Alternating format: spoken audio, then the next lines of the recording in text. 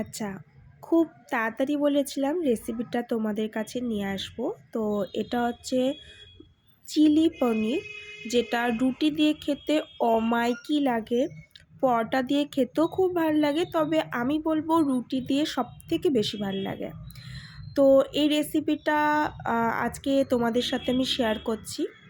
তো প্রথমেই এই পনিরগুলোকে চৌকো চৌকো করে কাটতে হবে, আর এই রকম করে পেঁয়াজ আর কিছুটা ক্যাপসিকাম, টমেটো আর কাঁচা লঙ্কা, ব্যাস আর কিচ্ছু লাগবে না। এতটাই সহজ আর এতটাই তাড়াতাড়ি হয়।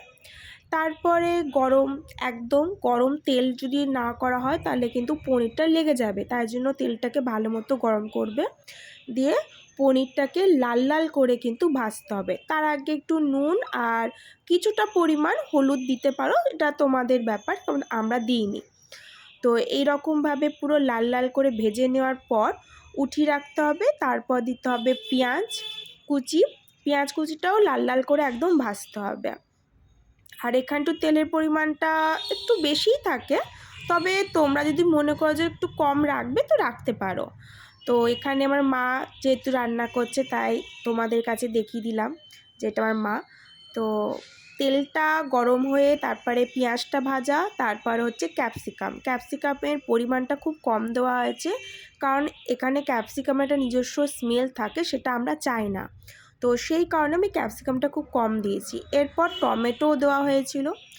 তো তার মধ্যেই আমি, দিদি আর মা মিলে একটুখানি ভিডিওটা চলে এলাম তোমাদের যাতে বোর না লাগে, ব্যাস এইটুকুটাই। দিদিভাই পাউটি শাক ছিল, দিয়ে চলো বা রান্নার দিকে যাওয়া যাক। তারপর সব কিছু ভাজা হয়ে যাওয়ার পর পনিরগুলো দিয়ে দিয়েছি, আর তার সঙ্গে দিয়েছি অনেকখানি টমেটো সস। হ্যাঁ, ঠিকই ভেবেছো যে টমেটোটা কুচি করে দেওয়া হয়েছে তারপর বা টমেটো সস, না, এটা টমেটো সস দিয়েই করতে হবে, আর কোনো সস লাগবে না।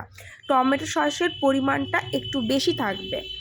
তো এত খেতে ভালো লাগে, মানে সম্পূর্ণটা নিজস্ব, ঠিক আছে, মায়ের নিজস্ব রেসিপি। আর লাস্টে নামাবার আগে একটু চিনি দেবে, ব্যাস, দ্যাটস ইট। একটা কথাই বলবো, যদি রেসিপিটা ভালো লেগে থাকে তাহলে অবশ্যই একটা লাইক, কমেন্ট আর শেয়ার করবে।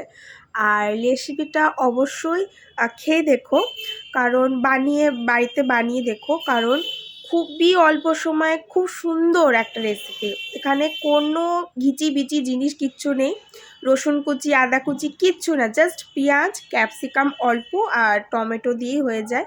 হ্যাঁ, টমেটো সসটা একটু বেশি লাগে, যেহেতু এখানে অন্য কোনো সস থাকে না, তাই জন্য টমেটো সসের পরিমাণটা বেশি থাকে। আর খেতে না ঠিক টক ঝাল মিষ্টি এরকমই লাগে, খেতে খুবই ভালো লাগে, আর রুটি দিয়ে তো খুবই ভালো লাগে।